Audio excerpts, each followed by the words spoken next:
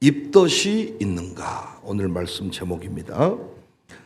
임신하면 입덧이 생깁니다. 임신 11주에서 13주 사이에 가장 심하고 대부분 14주, 16주까지 지속된다고 합니다. 입덧을 왜 할까요? 입덧이 좋은 거예요, 나쁜 거예요? 아이 출생하신 아주머니들, 입덧이 좋은 거예요, 나쁜 거예요? 또 뭘 쓴 척 하시네. 뭘 쓴 척 하세요? 뭘 쓰세요? 입덧이 좋은가 나쁜가? 입덧이 좋은 거예요, 나쁜 거예요? 제가 찾아보고 공부한 바에 의하면 입덧을 해야 아이가 건강한 것으로, 그래서 아이가 필요한 것을 공급해 주는 것이 입덧이다. 신 것이 먹고 싶다. 그때 신 것을 먹어줘야 아이에게 그 성분이 공급되고, 단 것을 먹고 싶다. 그때 먹어줄 때 아이에게 그것이 공급된다고 합니다. 때론 임산부가 너무 임신에 대해서 신경을 쓰지 않는 것 같을 때 입덧을 하면서 내가 임산부지 라고 태아에 집중하게 된다. 누군가 그리스도인의 최대 증표로 영적 입덧이 있어야 된다고 했는데, 저는 이 글에 관해서 너무 울림이 커요. 여러분과 제가 거듭났는지 거듭나지 못했는지, 천국 갈 사람인지 천국 가지 않을 사람인지 인간적인 눈으로 쉽게 구별할 수가 없는데 스스로 진단하는 법이 있다는 거예요. 내 안에 영적 입덧이 있는가? 임신을 한 사람은 반드시 입덧을 하게 돼 있다는 겁니다. 한 번이라도 뭔가 내 안에 이물감이 느껴지고 전혀 다른 차원의 어떤 느낌을 경험하게 되는데, 여러분 안에 예수님 생명 성령께서 내주하신다면, 생명이 잉태되었다면, 거듭났다면 여러분 안에서 영적 입덧이 분명히 있어야 된다는 것입니다. 요한복음 3장 5절에 예수께 대답하시되 진실로 진실로 내게 이르노니 사람이 물과 성령으로 나지 아니하면 하나님 나라에 들어갈 수 없다. 물과 성령으로 났다. 거듭남이죠. 여기서 물은 세례를 뜻하고 성령은 성령의 내주를 말합니다. 성령께서 우리 안에 거주하시게 된다. 거하시게 된다. 이 상황을 오늘 본문의 바울은 이렇게 표현했잖아요. 내가 그리스도와 함께 십자가에 못 박혔나니 그런즉 이제는 내가 사는 것이 아니다. 오직 내 안에 그리스도께서 사시는 것이다. 이제 내가 육체 가운데 사는 것은 나를 사랑하사 나를 위하여 자기 자신을 버리신 하나님의 아들을 믿는 믿음 안에서 사는 것이다. 내 안에 예수께서 사신 것이다. 생명을 잉태한 순간부터 임산부는 자기를 위해 살지 않지요. 자나깨나 태아의 요구에 반응을 하지요. 발길질을 하는지 이 안에서 무엇을 요구하는지에 관심을 두고 그 생명을 성장시키는데 온갖 집중을 다합니다. 성령으로 거듭난 인생의 특징도 동일하다는 것입니다. 성령을 통하여 예수님을 믿게 되고 성령님을 모시고 사는 이후부터 우리 안에 영적 입덧 현상이 생겨나기 시작하는데, 이상하게 전에 좋았던 것이 싫어진다는 겁니다. 임신한 분들 보니까 그렇게 좋아했던 밥 냄새가 싫어지고, 고기 냄새가 싫어지고, 생선 냄새가 싫어지고, 무언가 전에 다른 변화가 일어난다는 거예요. 그렇게 맛있었던 술이, 그렇게 향기로웠던 담배 냄새가 어느 순간부터 싫어진다는 겁니다. 그거 싫어지지 않고는 못 끊는 거거든요. 그런데 이상하게 술을 먹으면 쓰고, 옛날에 달달했던 술이 쓰고, 빨리 취하고, 담배 냄새는 역겹고, 옛날에 그 담배 냄새가 향기롭고 담배 피는 것이 멋있고, 언제부턴가 불쌍하게 느껴지고, 담배 냄새 맡으면 골치가 아프고, 담배 피웠던 사람이 그 운행했던 차를 이렇게 받아보면 그 안에서 찐 냄새가 나고, 그런 집에 신방 가보면 이야, 뭔가 변화가 일어난다는 거야. 어느 순간 거짓말이 싫어지고, 거짓말하고 나면 찝찝하고, 욕하는 게 싫어지고, 이상하게 예배하는 게 좋고, 찬송이 좋고, 뭔가 새로운 내 안의 변화, 꿈틀대는 변화, 원래 내가 알고 있는 내 자신, 이런 걸 좋아할 인생이 아닌데 언제부턴가 새로운 변화가 자꾸 일어난다는 것입니다. 이것이 영적 입덧입니다. 예수님 믿고 난 후에 우리 안에 생겨난 새로운 생각들이 막 있어요. 이 입덧 현상, 이 입덧에 순종하면 산모도 태아도 다 건강해진다는 겁니다. 여자분들 입덧할 때 수박 먹고 싶다고 했는데 수박 안 사다 주면 평생 한을 품고 수박 먹을 때마다 얘기하고, 복숭아 먹을 때마다 얘기하고, 고기 먹고 싶은데 안 사다 주면 고기 먹을 때마다 얘기하고, 여자분들은 아주 새겨버린 은사가 있어가지고 한 번 찍히면 죽습니다. 아주 그냥. 그 입덧에 순종하면, 그 입덧을 따라가면, 그 입덧에 반응하면 산모가, 태아가 건강해진다. 이건 영적으로 참 주는 울림이 커요. 예수님을 믿고 난 후에 내 안에 새로운 감동들이 생겨난다니까요. 새벽 예배 나가고 싶다. 오늘 양용호 성도님 저기 나오신 것 같은데, 무언가 내가 새벽에 한번 나가볼까? 이 새로운 입덧 현상이거든요. 내 안에 생명력, 원래 나는 새벽잠을 즐기던 인생인데, 원래 예배와 상관없는 인생인데 예배를 드리고 싶다, 예배 한번 드려볼까? 이게 새로운 입덧 현상. 이 입덧을 따라가면 반드시 새로운 역사를, 건강한 성장의 역사를 경험할 수가 있다. 이 관점에서 다니엘을 생각해 보면 아마 다니엘도 충분히 왕의 진미를 먹으려고 노력했을 것입니다. 먹어보고자 했겠죠. 먹어야 된다고 체면을 걸었을지도 모릅니다. 그런데 입덧 현상, 먹을 수 없어. 역겹고 메스껍고 감히 그 자리에 있을 수가 없고, 내 안에서 성령님이 강력하게 거부를 해버리는 거예요. 먹지 말라는 거지. 먹으면 안 된다는 거지. 강력한 입덧 현상. 여기에 순응을 했더니 하나님의 영광이 선포가 됐습니다. 임신한 임산부가 아무거나 막 먹지 않잖아요. 아무 곳이나 가지 않잖아요. 스트레스 관리는 물론이거니와 감정 관리도 중요하잖아요. 왜? 아차하면 태아가 뭉친다 그래요. 태아가 뭉쳐서 딱 아이가 속에서 멈춰버린 느낌을, 그래서 배가 깡깡해지고 뭔가 막 이때 다시 뭔가 마음을, 감정을 추스리고 다시 뭔가 내려놓으면 아이가 다 속에서 움직인다는 것. 속 사람이 원하는 것을 하지 아니하면 내 인생이 무언가 멈춰버린 느낌. 신 것을 먹어라, 찬 것을 먹어라, 맛있는 걸 먹어라. 며칠 전에 좀 중요한 일이 있어서 출타를 했는데, 그 출타 일정 중에 인산 죽염을 만든 그 회장을 만났습니다. 회장과 대화를 좀 나누는데 참 재밌는 얘기 몇 가지를 들었어요.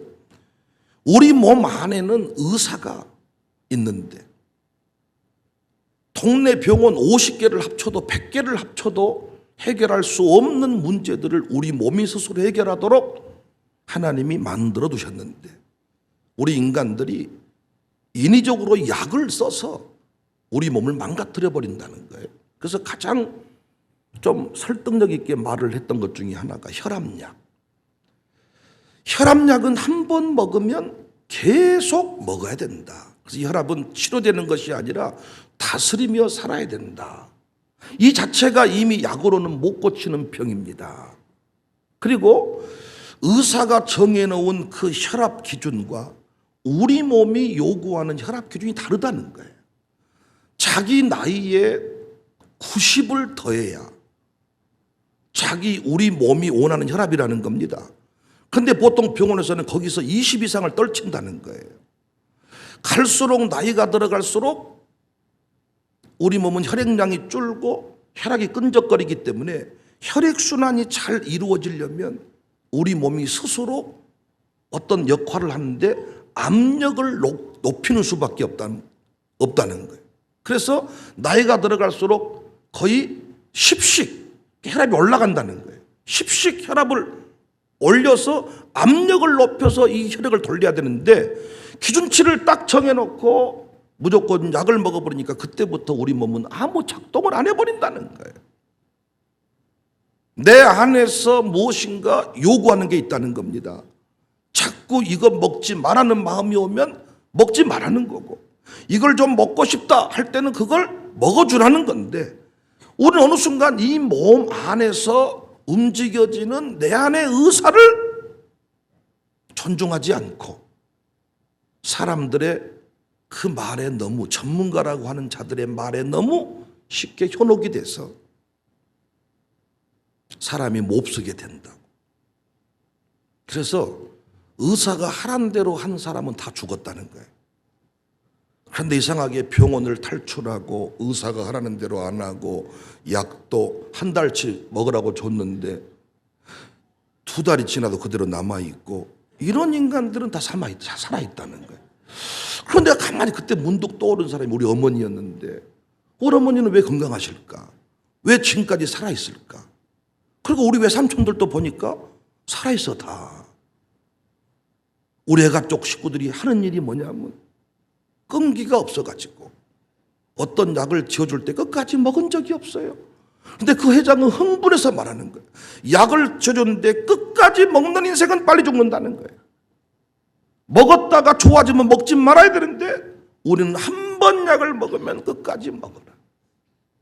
하여튼 그건 여러분이 알아서 성령의 인도하심 따라 잘 하시기를 바라고요. 목사님 설교 듣고 감동돼서 약 끊었다가 죽었습니다 하지 말고, 다른 설교는 듣지도 않으면서 돈 하기 싫은 것은 다 뭐 그렇게 설교에 빗대고, 알아서 하여튼 그건 잘 하시기를 바라고 나는 얘기를 했을 뿐이니까.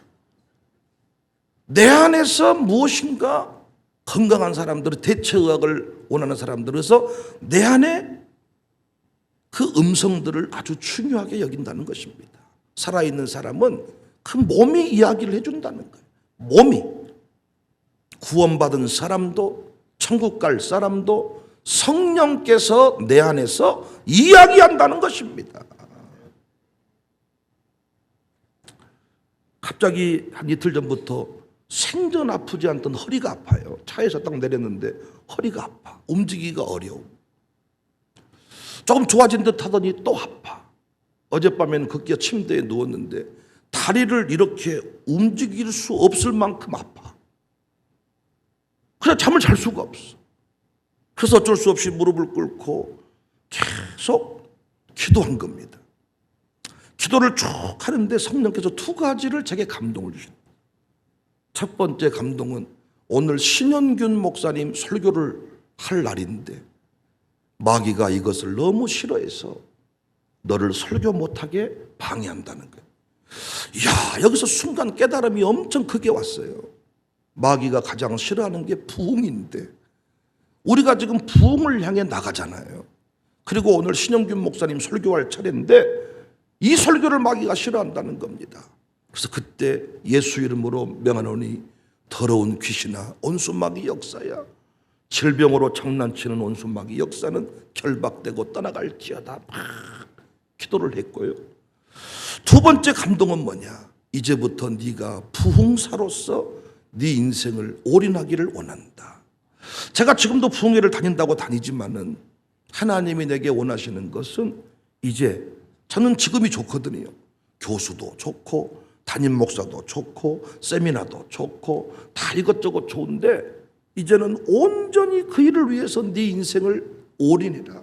저는 그 길이 어떤 길인 줄 아니까 항상 적당하게 지금처럼 뜻을 정해놓고 부흥회도 학교 세우겠다는 교회만 정해놓고 이렇게 흘러가기를 원하는데 성령께서는 강력하게 네가 어렸을 때 내게 소원했던 대로 그 길을 걸어가기를 원한다. 야, 제 안에 새로운 감동이잖아요.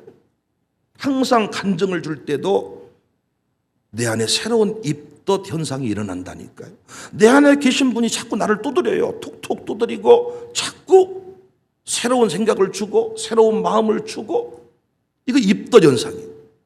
제가 그 말씀을 딱 붙잡고 아멘 했더니 놀랍게 허리가 움직이고 통증이 사라지고 다리를 움직일 수 있고, 그래서 어젯밤에 좀 기도하다가 집 이 자리에 나왔네.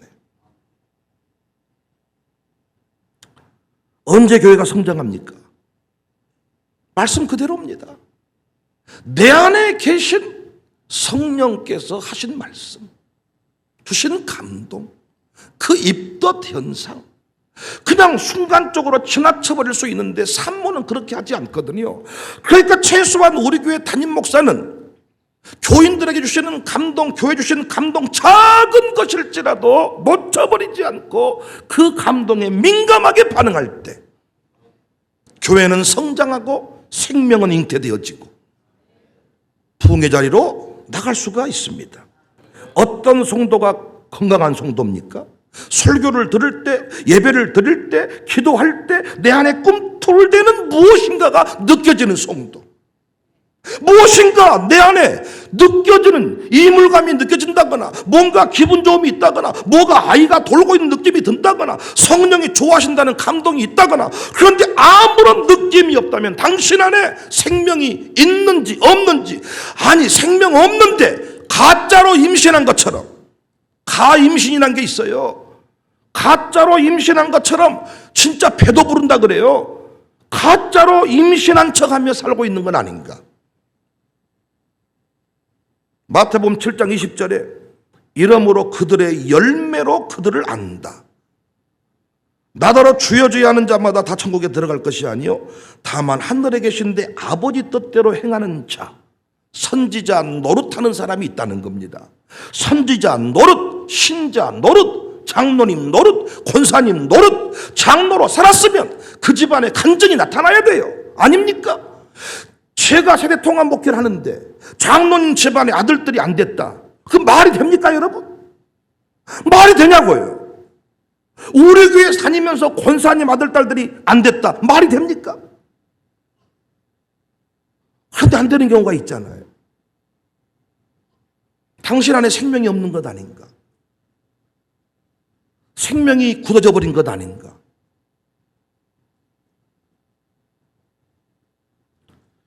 김태현 목사께서 샬롬 캠프 중에 세미나를 잠깐 인도했는데 샬롬 교육을 두 가지로 자기는 이해하고 설명을 하더라고요. 첫 번째 샬롬 교육은 망치다. 샬롬 스쿨 안에서 교육을 받으면서 늘 우리의 고정관념이 많이 깨졌다.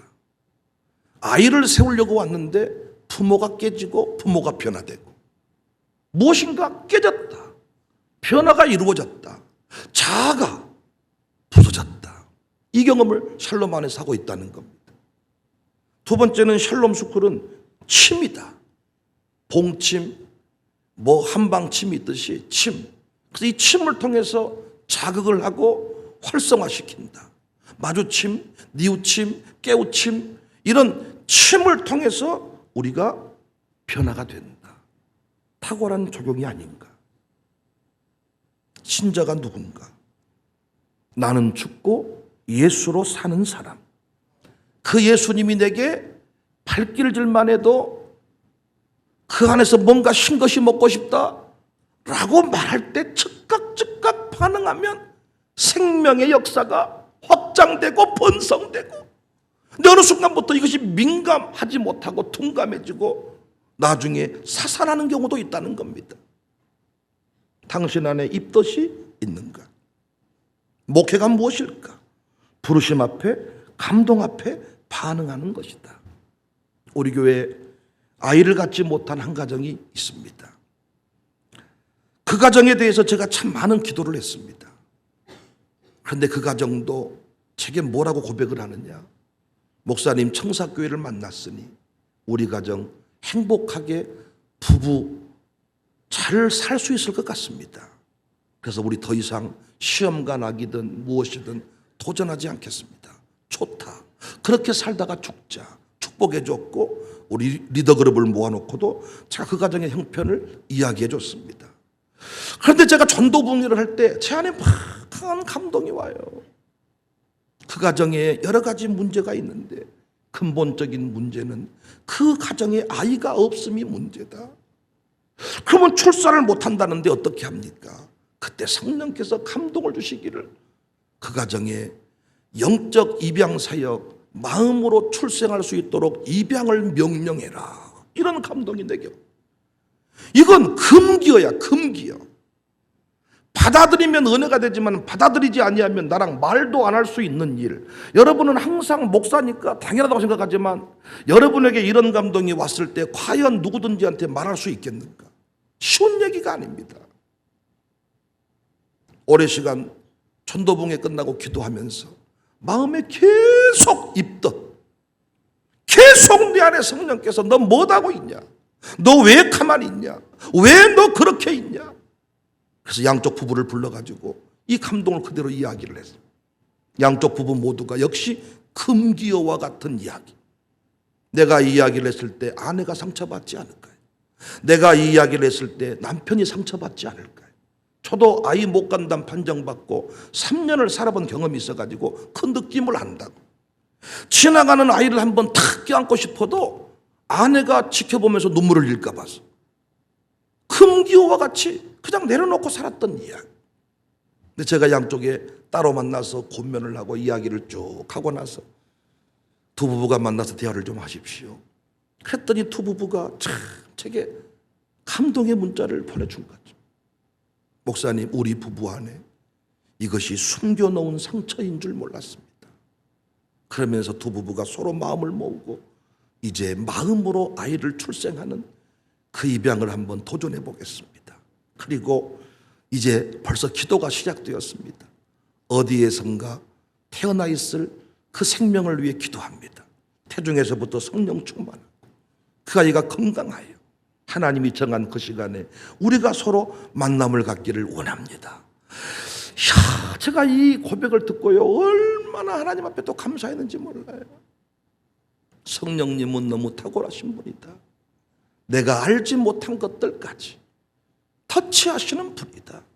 목사가 언제부터 문제가 생기냐? 엘리처럼 감동이 오는데 말씀을 주시는데 아무런 느낌이 없을 때, 우리가 예전에는요 헌금 1,000원만 떼먹어도 괴로워서 다음 주에 헌금하고 그랬는데요, 지금은요 급하면 11조 떼먹고 다음 달에 하지 하다가 1년 지나도 헌금 안 합니다. 그래놓고도 아무런 느낌이 없는 시대가 돼버렸어. 언제부터 목회가 문제가 되느냐? 내가 이해되는 것만 선포하고 이해되지 않는 것은 자꾸 선포하지. 왜? 서로 부담스러우니까. 또 깨닫는 거죠.